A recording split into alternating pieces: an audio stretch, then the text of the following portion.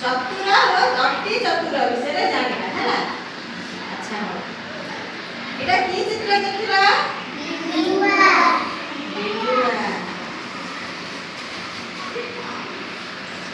ଗୋଟିଏ ଜଙ୍ଗଲରେ ହେଲା ବୁଲୁ ବୁଲୁ ବିଲୁଆଟିଏ ଜଙ୍ଗଲରେ ଶେଷ ମୁଣ୍ଡରେ ପହଞ୍ଚିଲା।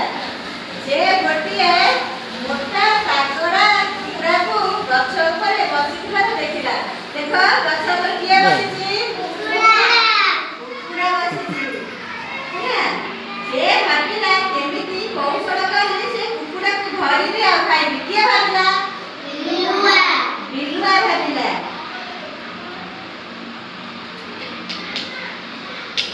ଏଇଠି ଦେଖ କଣ ଚିତ୍ର?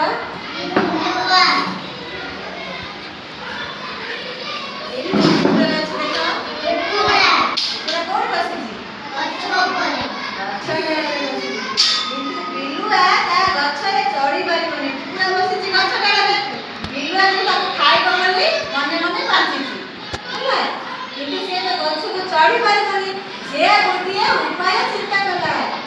ଆରେ କୁକୁଡ଼ା, ବର୍ତ୍ତମାନ ସ୍ୱର୍ଗରୁ ଖବର ଆସିଛି, ଈଶ୍ୱର ଆଦେଶ ଦେଇଛନ୍ତି ଯେ ସବୁ ପଶୁ ଓ ପକ୍ଷୀ ବନ୍ଧୁ ପରି ରହିବେ। ତେଣୁ ତଳକୁ ଆସ, ଆମେ ଖେଳ ଖେଳିବା। ବିଲୁଆ କହିଲା। ବିଲୁଆ କ'ଣ ତାକୁ ଖାଇବ ବୋଲି ଉପାୟ ଚିନ୍ତା କରିକି ଏଇ କଥା କହିଲା। କ'ଣ କହିଲା? ସବୁ ପଶୁ ଗୁଡ଼ିକ ବନ୍ଧୁ ପରି ରହିବା, ଆମେ ଆସି ସମସ୍ତେ ମିଶି ଖେଳିବା ହେଲା। ଦେଖ ଏଠି କ'ଣ ଚିତ୍ରରେ ଅଛି? ବିଲୁଆଟି ତାକୁ କହୁଛି ହେଲା। ଚତୁର କୁକୁଡ଼ା ଦୁଷ୍ଟ ବୁଦ୍ଧି ବିଲୁଆର ମନ୍ଦ ଉଦ୍ଦେଶ୍ୟ ବୁଝିଗଲା। ଚତୁର କୁକୁଡ଼ା ବିଲୁଆର ଯୋଉ ମନ୍ଦ ଉଦ୍ଦେଶ୍ୟ ହେଲା ସେ ଯୋଉ ବୁଝିଗଲା, ସେ ସାଙ୍ଗେ ସାଙ୍ଗେ ଉତ୍ତର ଦେଲା, ସତରେ କ'ଣ ଏ ଖବର ଶୁଣି ମୁଁ ଭାରି ଖୁସି ହେଲି। ମୁଁ ବି ତୁମ ସହିତ ଖେଳିବାକୁ ଇଚ୍ଛା କରୁଛି। କିଏ କହିଲା? କୁକୁଡ଼ା କହିଲା। ବିଲୁଆକୁ କହିଲା, ସତରେ ମୁଁ ବି ଏ ଖବର ଶୁଣି ଭାରି ଖୁସି। ଆଚ୍ଛା, ମୁଁ ତୁମ ବି ସହିତ ଖେଳିବି।